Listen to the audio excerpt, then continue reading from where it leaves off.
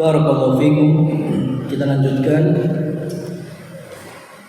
bahwa ketika Rasul Shallallahu Alaihi Wasallam memberikan kabar yang sangat menggembirakan untuk kaum muslimin, khususnya para sahabat-sahabat penggali parit, dengan ibarat sekarang kalian susah payah, sekarang kalian di musim dingin, jarang ada makanan, musuh sudah semakin dekat, tetapi sadarlah bahwa Allah pasti memenangkan. Bahkan Persia dibukakan untuk kaum muslimin, Romawi dibukakan untuk kaum muslimin, Yaman dibukakan untuk kaum muslimin.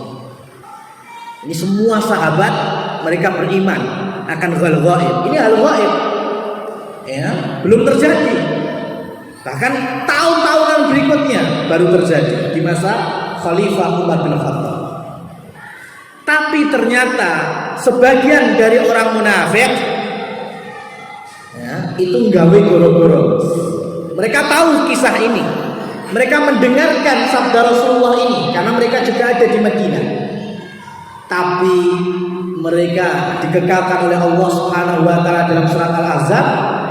Walamma ra'al mu'minuna al-ahzab qalu hadza ma wa'adana Allah wa rasuluhu wa sadaqa Allah wa rasuluhu wa ma zadahum illa imanan wa taslima. Jadi orang munafik ketika diberitakan perkara-perkara yang membangun kemenangan bagi mujahid-mujahid, para sahabat-sahabat radhiyallahu anhum, mereka malah gembosi. Jari ini Allah menjanjikan kemenangan, Rasul menjanjikan kemenangan. Kemenangan gimana? Orang musuh jelas 10.000, kita ini 3.000 aja nggak nyandang. Gimana bisa menang? Orang gali parit aja susah payahan seperti itu. Ya mereka gembosi, mereka nggak yakin ini. Tapi para sahabat mereka tambah keimanannya, tambah keislamannya, tunduk patuhnya kepada Allah Subhanahu wa taala dan pada Rasul. Orang munafik mana enggak? Bahkan nanti kalau kita sudah masuk ke pengepungannya, orang munafik malah minta izin kepada Rasulullah balik ke rumah. Alasannya rumah mereka kosong, enggak ada yang jaga. Ya kan? Terus alasan mereka taktikal, Mas. Innal baita aurah, sesungguhnya rumah itu aurat, terbuka. Ya, enggak ada yang jaga. Kenapa? Karena memang Rasulullah Shallallahu Alaihi Wasallam sudah mengantisipasi wanita-wanita, anak-anak, orang-orang lansia itu memang diungsikan di suatu tempat. Jadi rumah-rumah di pusat Madinah memang dipotongkan.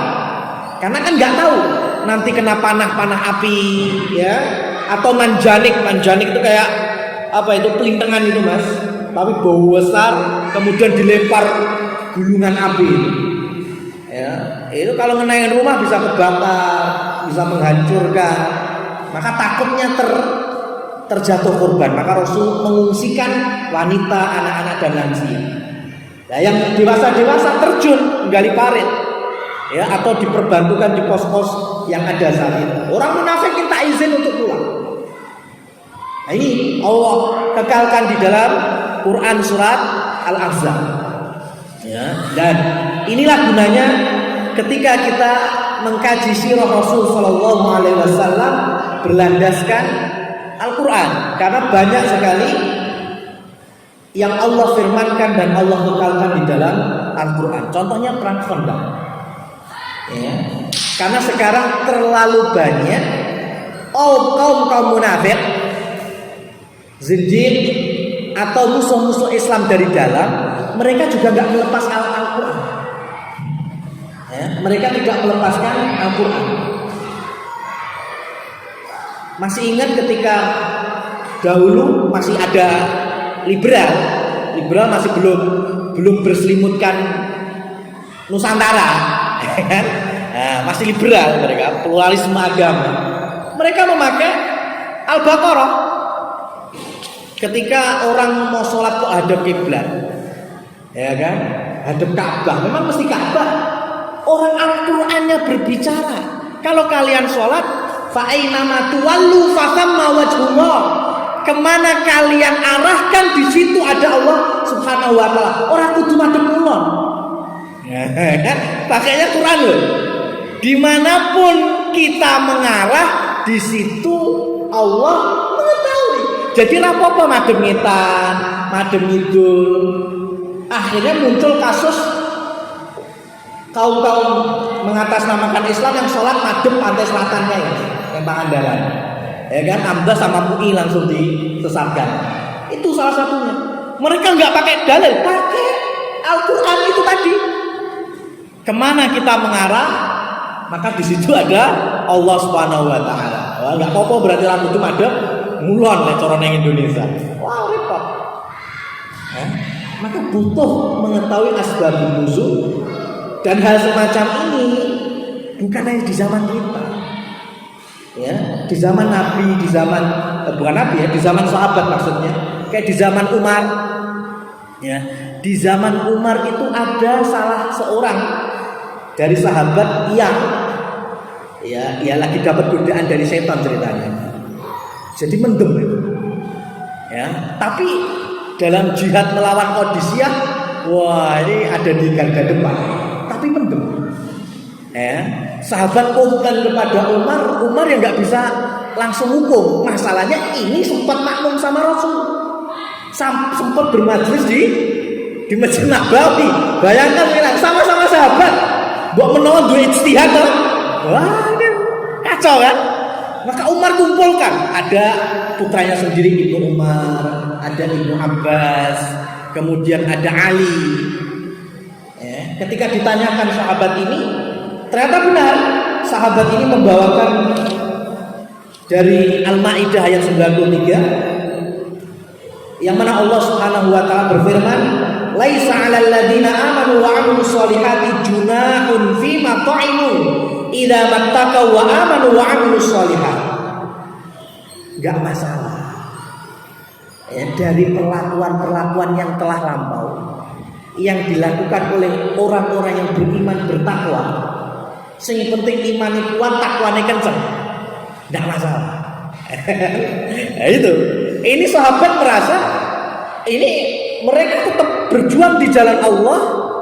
Ya, imannya kenceng kepada Allah, takwanya juga kenceng, cuma masalah mendem aja dilarang. Ini zaman dulu, tapi nggak mempengaruhi kepada iman kita. Wah, gitu kan? Pakai dalil. Maka kemudian Umar pun menunjuk para ulama-ulama dari kalangan sahabat, ya, untuk meluruskan, dan di antara Ibnu Abbas meluruskan bahwa bagaimana engkau menafsirkan ayat yang sama dalam satu surat, yaitu surat Al-Maidah, innamal khamru wal maisir, ya, wal azlamu rijzun min amali syaitan, dan seterusnya. Sama-sama di dalam Al-Maidah, masa antara satu ayat dengan ayat berikutnya kontradiksi? Kan tidak mungkin. Dan perlu engkau ketahui bahwa ayat itu ditujukan kepada orang-orang yang munafik, orang-orang yang memang luarnya itu Islam, iman, tapi dalamnya mereka kufur, nifaq, zindik, dan lain seterusnya. Nah, ini gunanya asbabun nuzul.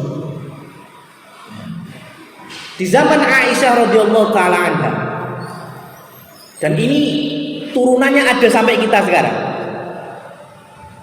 Inna Safa wal Marwata min sya'airillah fala junaha alaik an yatawafa bihim.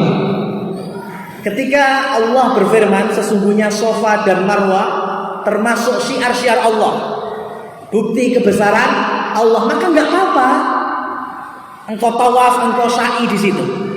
Tawaf sekitar Ka'bah, sa'i antara Safa dan Marwah. Ini bayangkan Zubair, Abdullah ibnu Zubair dan Urwah bin Zubair mendatangi Aisyah, ingin menimba ilmu tentang ijtihad mereka. Jadi Urwah bin Zubair, keluarga Zubair ini, putranya Zubair, punya ijtihad. Ayat itu maknanya adalah berarti nggak apa-apa, nggak usah sa'i. Haji itu nggak apa-apa, nggak sa'i nggak apa-apa. Kan falajunah nggak apa-apa, ya kan? Berarti sa'i ndak apa-apa, ndak sa'i juga ndak apa-apa. Itu kalangan masih tabi'in, bayangkan, penghulu para tabi'in. Tapi lihat Aisyah kemudian menafsirkan dengan asbabun nuzul. Tidak seperti itu anakku, ya, keponakannya kan, tidak seperti itu anakku. Sesungguhnya ayat itu turun di saat kaum muslimin dulu Fathu Mekah. Sebelum Fathu Mekah mereka tahu di sofa ujung dari bukitnya ada berhala Isaf. Di Marwah, ujung dari bukit Marwah ada berhala Nailah. Orang-orang setiap sa'i ke arah sofa ngelus-ngelus berhala Ilah. Nanti berangkat jalan ke Marwah ngelus-ngelus berhala Nailah. Gitu terus sampai 7 kali putaran. Nah, orang-orang yang beriman kemudian Fathu Mekah, kemudian mereka bisa menghancurkan 2 berhala ini. Tapi ketika mereka mau sa'i pekewo, udah suci belum ya? Ya kok kayaknya seenak nuansa atau aroma berhala-berhala gitu loh. Ya, maju mundur akhirnya sahabat mau sa'i.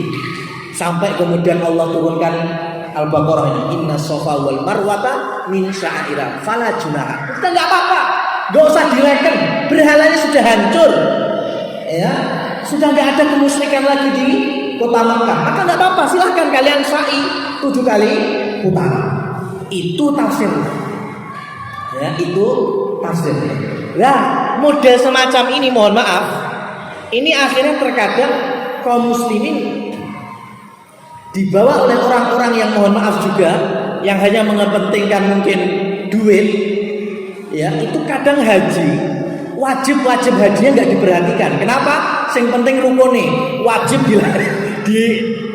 diterjang nggak apa-apa. Ya, contohnya ketika keluar dari Arafah harusnya terbenamnya matahari, itu ba'da asar atau qabla asar kadang udah selesai. Ya, orang itu kalau wukuf mas, keluar dari Arafah itu memang seharusnya kapan? Ghurubu syam, ketika suruh terbenamnya matahari. Kemudian mereka nanti sebelum ke Mina bermalam di Muzdalifah. Lah, rombongan haji Indonesia rata-rata mereka keluarnya sebelum terbenamnya matahari, kemudian langsung ke Mina tanpa ke Muzdalifah. Cuma satu alasannya, melerai dari kemacetan. Gitu, ya kan? Sudah mas, hilang wajibnya. Aneh-aneh mas, ngumpulin duit ora titik mas munggah kaji. Tapi kalau salah menafsirkan ayat, pembimbingnya ataupun pemimpinnya, jadinya kan aneh-aneh. Ya, aneh-aneh sekali. Orang Muzdalifah itu juga min sya'airillah. Tidur memang di paving, di pelataran itu memang disyariatkan seperti itu, beratapkan langit, beralaskan dunia itu. Lah kok nggak mau, pengen langsung ke Mina. Apalagi mafia itu, mafia haji yang berkedok catering, sopir dan macam-macam. Nah itu juga sama. Ya, negara memberikan visa bekerja karena membantu perjalanan haji. Itu mas, ketika masih belum ada di Arafah, semuanya pakai pakaian biasa, nggak pakai ihram. Kenapa? Karena sudah diwanti-wanti, ihram itu nggak rukun, hanya wajib saja, ya kan? Jadi nggak apa-apa. Jadi ketika sudah masuk tanah-tanah haram, ya sudah masuk tempat-tempat mikot-mikot itu diperiksa. Itu yang catering, yang tenaga kesehatan, kemudian macam-macam, yang visanya memang visa bekerja, itu kan dicek. Ya, kalau sampai mereka ternyata visa kerja tapi Pak ihram, deportasi. Ya kan? Deportasi, nggak boleh mereka kerja kok. Ya kan? Kemudian dengan cara itu tadi, sapopo jari kiai itu rapopo, ya kan? Jadi saya nggak celana jeans, masih pakai apa mas, kayak baju-baju rompi-rompi itu, Indonesia tim kru itu. Nah itu bebas akhirnya karena visanya bekerja boleh. Sampai di Arafah iso ganti kabeh pakai baju ihram. Kenapa? Karena wukufnya harus pakai ihram. Itu ngakali, bukan cuma ngakali negara Saudi, ngakali Allah Subhanahu wa taala. Terus gimana hajinya? Itu mana-mana kayak gitu, Mas. Ya. Belum nanti masalah suap menyuap, wah itu wong imigrasi itu tahu suap menyuap dari mana? Indonesia. Itu repot, Mas. Sing ngajari suap menyuap Indonesia itu sama. Kalau dulu pernah tahu, Mas, kalau di berita-berita itu kadang di bawah jembatan yang banyak TKI itu nunggu deportasi. Itu mesti habis bulan haji. Ya itu kayak tadi kasusnya, Mas.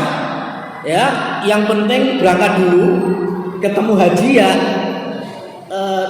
krisip-krisipan sama petugas yang ngelungsungi tadi. Yang penting habis wukuf bisa ihram, kemudian selesai hajinya sudah. Nanti kalau ketangkep ternyata dia sundupan nggak punya visa haji, mereka setidaknya ya dikurung dulu seminggu 2 minggu, tapi habis itu deportasi. Lumayan, Mas, mulai gratis. Itu pikirannya orang Indonesia. Enak baik. Makanya wis enak.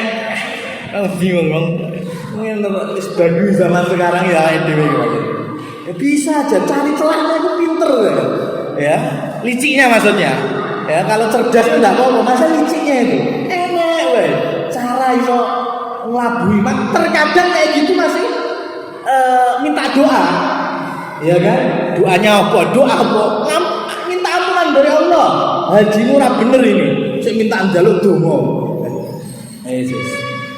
Nah ini, Mas, asbabun nuzul terkait dengan berbagai macam peristiwa-peristiwa yang melandasi kehidupan Rasulullah Sallallahu Alaihi Wasallam, khususnya di perang Ahzab atau perang Khandaq, yaitu di Quran surat Al-Ahzab mulai dari ayat ke-8 enggak salah kita, ayat ke-9 mulai ya ayyuhalladzina amanu dzkuru nikmatallahi 'alaikum sampai seterusnya. Insyaallah kita akan bahas sesuai asbabun nuzul dan tafsirnya pada pertemuan berikutnya. Aku qouli hadza fa subhanakallahumma wa bihamdika asyhadu an la ilaha illa anta astaghfiruka wa atubu ilaik. Wassalamualaikum warahmatullahi wabarakatuh.